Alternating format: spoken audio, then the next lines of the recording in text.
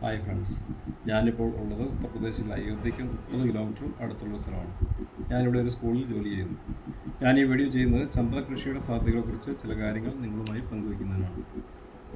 ചന്ദനം കൃഷി ചെയ്യുന്നതിന് നിയമപരമായി യാതൊരു തടസ്സവുമില്ല.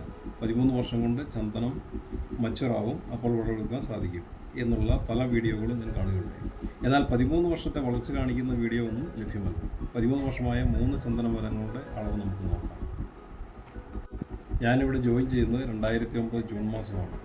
2010 മറയൂരിൽ നിന്നും കുറച്ച് ചന്ദനക്കുരു കൊണ്ടുവന്ന് പാകി കുളിപ്പിച്ചു, കവറിൽ വളർത്തി 2011 ജൂലൈ മാസം നട്ടവയാണ് ഈ 3 മരങ്ങൾ.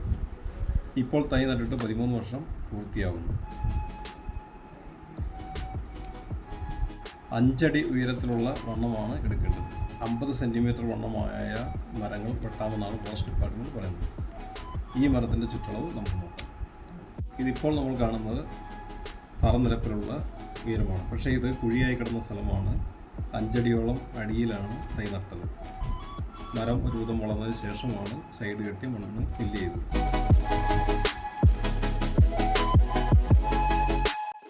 ഈ മരത്തിൻ്റെ തായ്തടി മണ്ണിനടിയിലാണ്. 2 ശിഖരങ്ങളുടെ അളവ് 40 സെൻറ്റിമീറ്റർ 38 സെൻറ്റിമീറ്ററാണ്. ഇത് ഏതാണ്ട് 6 അടി മുകളിലുള്ള വണ്ണമാണ്.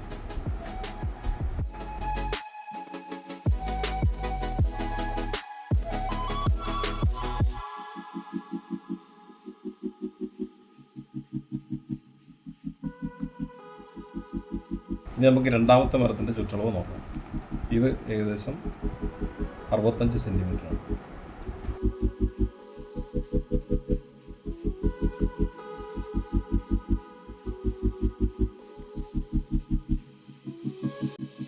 മൂന്നാമത്തെ മരത്തിൻ്റെ ചുറ്റളവ് 59 സെൻറ്റിമീറ്റർ. ഈ 3 മരങ്ങളും 5 അടിയോളം മണ്ണിനടിയിലാണ് തുടങ്ങുന്നത്.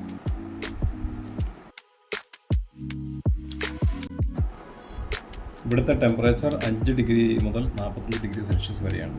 ഈ കാലാവസ്ഥയിൽ ഇത്രയും വളർന്നപ്പോൾ കേരളത്തിൽ എവിടെയും ചന്ദന കൃഷി സാധ്യമാണ്.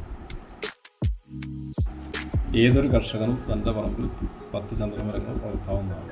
അങ്ങനെ ചെയ്താൽ അത് ഭാവിയിലേക്കുള്ള ഒരു മികച്ച ഇൻവെസ്റ്റ്മെൻ്റ് ആയിരിക്കും.